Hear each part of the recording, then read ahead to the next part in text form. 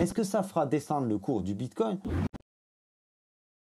Il ne faudra pas traîner sur le marché. Ce bull run sera totalement inédit. Comme tu l'as remarqué ces dernières semaines sur fond de narratif ETF, le marché a fortement augmenté en fin d'année 2023. Propulsant le Bitcoin de 25 000 $ à 45 000 $. Alors avant de te partager ma stratégie pour les prochaines semaines en fin de vidéo, on va revenir un petit peu sur la situation actuelle pour bien comprendre tout ce qui s'est passé. Depuis le 11 janvier et à l'heure où je tourne cette vidéo, on peut dire que la chute continue de se poursuivre. La faute à qui? Notamment à Grayscale, et ça je t'en ai parlé dans cette autre vidéo. Grayscale qui vend à tour de bras tout un tas de bitcoins. Alors j'ai vu dans la presse spécialisée et également chez des confrères youtubeurs une avalanche de scénarios négatifs. Et ça m'étonnerait pas personnellement aussi que la chute se poursuive dans les prochaines semaines et ce pendant quelques temps. Et ça, c'est pas forcément évident et c'est ce que nous allons voir. Ça ne m'étonnerait pas non plus qu'on ait des médias qui titrent que le Bitcoin est mort comme les 475 fois précédentes. La dernière fois, c'est Forbes qui a annoncé le décès de Bitcoin le 26 décembre 2023. Alors certains vont envoyer le papa des crypto-monnaies à 38, d'autres à 24 et d'autres dans une chute exceptionnelle jusqu'à 12 000 $. Ceux qui espèrent un Bitcoin à 12 000 $, j'ai un message pour vous. L'espoir fait vivre et je pense que tu peux attendre longtemps. Ceci n'est pas un conseil financier et finalement si on se retrouve à 12 000 $, j'en serai le premier content. Bref, toutes ces nouvelles installent un climat de peur, de trouble depuis le 11 janvier. Le 11 janvier, je t'ai pas précisé, c'est le jour où les ETF Bitcoin ont été mis officiellement sur le marché. Et finalement, depuis cette date, on ne sait pas trop où on va, ça monte, ça descend, mais il n'y a rien de très concret. Je t'ai découpé cette vidéo en plusieurs parties parce qu'il y a pas mal de contenu. On va d'abord revenir dans le passé pour bien comprendre ce qui se passe aujourd'hui et ce qui nous attend dans le futur. Le futur peut s'expliquer par le passé et je vais commencer par un événement qui arrive à grands pas après la prise de pouvoir via les ETF par des grands groupes qui ont injecté de grosses sommes. Je voulais te parler du halving. Le halving qui est un événement qui arrive tous les 4 ans et qui modifie la production de Bitcoin. Il faut savoir que les Bitcoins sont créés par le minage sur de gros ordinateurs, de gros calculateurs informatiques, ce que l'on appelle d'ailleurs les fermes de minage. Tous les 4 ans, l'algorithme qui crée les Bitcoins voit sa difficulté de résolution augmenter par 2. Ce qui fait que dans moins de 80 jours, la production de Bitcoin va diminuer. Et de notre côté, comme je te l'ai dit, on a la demande qui augmente avec l'arrivée des ETF. Quand on réduit la production de quelque chose et que de l'autre côté on augmente sa demande, en général les prix augmentent. Le halving, c'est vraiment quelque chose qui rythme la vie du Bitcoin sur des cycles de 4 ans. Et avant de te montrer vraiment à quel point le halving est important, je voulais faire un retour en arrière. Non pas sur le Bitcoin, mais revenons bien plus loin, en 1634. Alors peut-être que tu as entendu parler de cette histoire de tulipes. Il s'agit d'une bulle financière qui a touché les Pays-Bas. Le prix des bulbes de tulipes a commencé à augmenter sous la pression acheteuse. De plus en plus. Ce qui a éveillé la cupidité des investisseurs qui ont alors fait flamber les prix avant que ceux-ci ne s'écroulent en quelques jours. De nombreux aristocrates ont fait faillite dans ce qui est considéré aujourd'hui comme la première bulle économique au monde. Début 1700, en Angleterre, la South Sea Company avait obtenu le monopole du commerce avec l'Amérique du Sud. La valeur de l'action a alors flambé, provoquant à nouveau une frénésie chez les spéculateurs. Cette bulle éclate en 1720 et cette crise est considérée comme la première crise financière de l'histoire moderne. Ensuite, on suivit la crise des chemins de fer dans les années 1850, puis le célèbre crash boursier de 1929, entraînant la Grande Dépression. Plus proche de nous, la crise de la bulle Internet éclate dans le courant de l'année 2000. Et si je te parle de toutes ces crises dans des secteurs, dans des domaines et des époques différentes de 1600 à 2000, c'est qu'elles ont toutes un point commun. Elles présentent toutes ce type de profil. On a d'abord une phase furtive où l'on s'ennuie à mourir. Seuls ceux qui sont très bien renseignés savent qu'il y a quelque chose à faire. On a ensuite une phase d'alerte où l'on voit débarquer les institutionnels avec leurs gros moyens. Puis une phase maniaque, euphorique, celle où monsieur ou madame tout le monde veut absolument acheter. Généralement, cette phase se termine au moment où ta coiffeuse et ton boucher te proposent d'investir avec eux. Parce qu'ensuite vient la phase d'éclatement, celle où tous les non-initiés pleurent parce qu'ils n'ont pas pris leurs bénéfices. Alors regarde sur le schéma que j'ai fait spécialement pour toi. En bleu, tu as les halvings du Bitcoin. En jaune-orange, tu as les différentes phases d'une crise économique. Et on va zoomer et revenir un petit peu en arrière pour bien voir la corrélation que l'on a entre une bulle, quelle qu'elle soit, et le prix du Bitcoin. Mis à part le Covid que l'on a ici et qui peut être considéré comme une anomalie, si on zoome avant le précédent bull run, on voit qu'on a effectivement une phase furtive, puis une phase d'alerte avec une petite compensation. S'ensuit une phase maniaque qui propulse le Bitcoin extrêmement haut, puis un éclatement. De nouveau une phase furtive qui, elle, présente davantage de volatilité. Comme je te disais, le Covid considéré comme une anomalie au milieu de la phase d'alerte.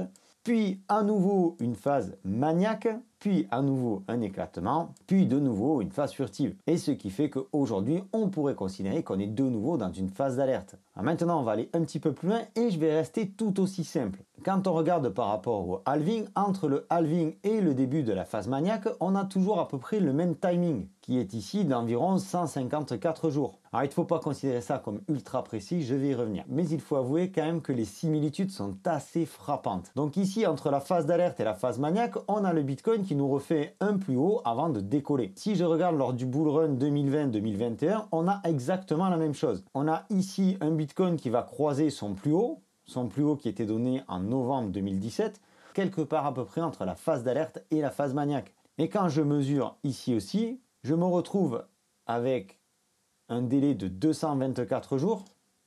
Et tout dépend bien entendu à quel endroit tu fixes le début de ta phase maniaque. Mais c'est vraiment pour que tu comprennes la tendance.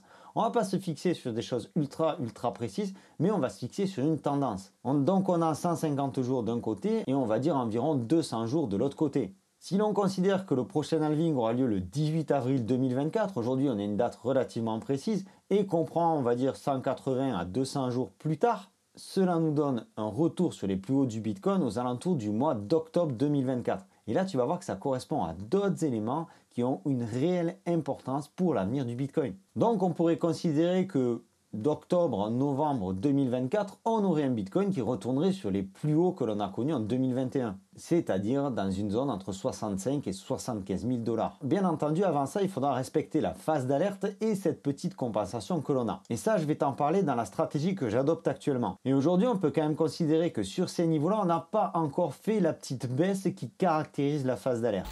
Donc on l'a dit, on l'a vu sur le graphique, le halving devrait avoir une grosse influence sur le marché.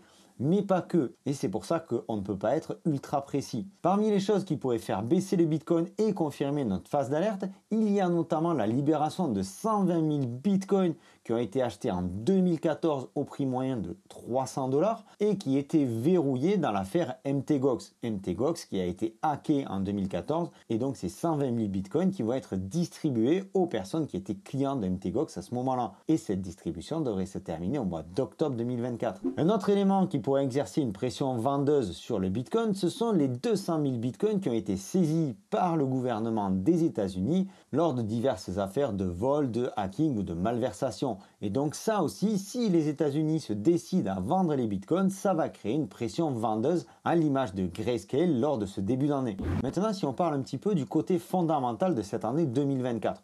Revenons brièvement sur 2022 et les affaires FTX et Terra Luna qui ont secoué le monde de la crypto. En 2024, le monde de la crypto, le monde de la blockchain a continué de construire en silence. Et petit à petit, ça s'est élargi. On a commencé à voir la régulation pointer le bout de son nez, notamment avec les réglementations MiCA et compagnie, mais ça va plus loin. Aujourd'hui, le Bitcoin a 14 ans d'existence et on pourrait presque dire que c'est l'adolescence. C'est pas innocent non plus de se retrouver en plein milieu d'une crise parce qu'on était parti un petit peu dans tous les sens ces dernières années. NFT, les métaverses, les solutions de paiement, les délires à la Dogecoin, bref, c'était tout et n'importe quoi et certainement trop vite. En 2024, le challenge pour le milieu de la crypto sera certainement celui de la compréhension parce que autant ça a arrangé certains acteurs que personne ne comprenne rien à la crypto et lui donne mauvaise réputation, autant aujourd'hui le contexte est différent et ces mêmes personnes ont aujourd'hui un intérêt à ce que la crypto suive une adoption de masse. Et c'est peut-être tout l'enjeu du Web3, de proposer une accessibilité à la blockchain sans se soucier de la technique. C'est comme ça qu'on se retrouve avec des NFT chez Nike, chez Michelin ou encore Starbucks. Starbucks a créé une carte de fidélité en NFT et chez Nike ce sont des survêtements collector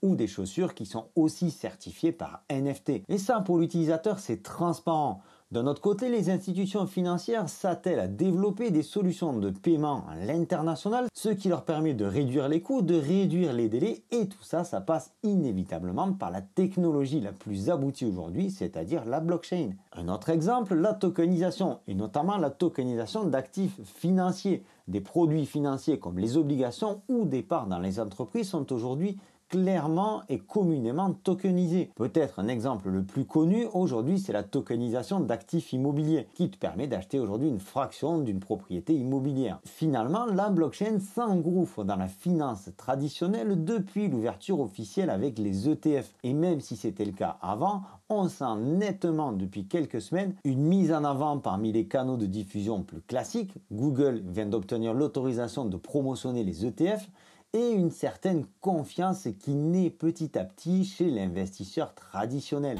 Alors que faire avec notre Bitcoin? Et même si une baisse est possible ou qu'elle est finie, aujourd'hui on ne sait pas trop où on en est de cette fameuse phase d'alerte. Ce qui est sûr, c'est que ça reste une question de timing. Et si l'on baisse, ce sera finalement très peu. Tu as pu le constater par rapport à ce schéma qui t'explique comment fonctionne une bulle. Alors je sais pas toi, mais personnellement, je ne prendrai pas le risque de vendre mes Bitcoins aujourd'hui pour éventuellement les racheter plus bas. Parce que c'est pas sûr qu'on aille beaucoup plus bas. Alors je conserve, je hold et vaille que vaille. Même si l'on a quelques petites secousses, et on aura quelques petites secousses même en phase de bull run, je suis profondément convaincu que le Bitcoin ira éclater un nouveau plus haut à la fin de l'année 2024, peut-être au plus tard début 2025. Alors peut-être que comme moi tu t'es posé la question, et si BlackRock venait à arrêter d'acheter du Bitcoin? Alors oui, certainement ça arrivera un jour, et je l'espère le plus tard possible. Est-ce que ça fera descendre le cours du Bitcoin?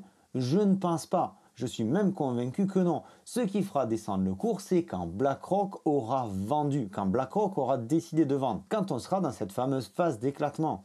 Alors à ce moment-là, j'espère que tu auras pris l'info et que toi aussi tu auras pris tes bénéfices parce qu'il ne faudra pas traîner sur le marché. Et je ne manquerai pas de te faire part de mon sentiment vis-à-vis du marché. Alors si tu veux continuer à avoir l'info, tu peux t'abonner, c'est par ici. Une dernière donnée pour te montrer l'importance des ETF Bitcoin. Une donnée où l'on va également remonter dans le passé. En 2003, on a vu le premier ETF sur l'or, suivi en 2004 du premier ETF américain sur l'or, le fameux or papier. Et là, je te laisse analyser par toi-même l'évolution de l'or depuis la mise en place des ETF.